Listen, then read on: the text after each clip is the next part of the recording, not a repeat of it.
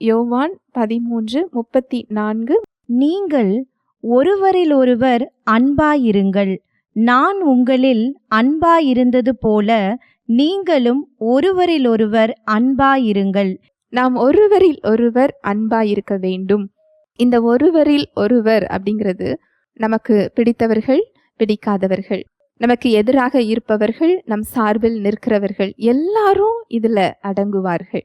அதுவும் எப்படி அன்பு செய்யணும் அப்படின்னா, கிறிஸ்து நம்மீது அன்பு கூர்ந்தது போல நாம ஒருவரில் ஒருவர் அன்பாயிருக்க வேண்டும் என்ற கட்டளையை அவரால் நாம் பெற்றிருக்கிறோம்.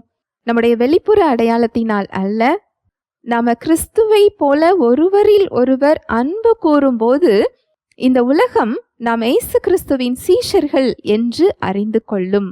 நாம் அவருக்காக சாட்சிகளாக நிற்போம். இதில் தேவனுடைய நாமம் மகிமைப்படும். அன்போட முக்கியத்துவம் இதுதான்.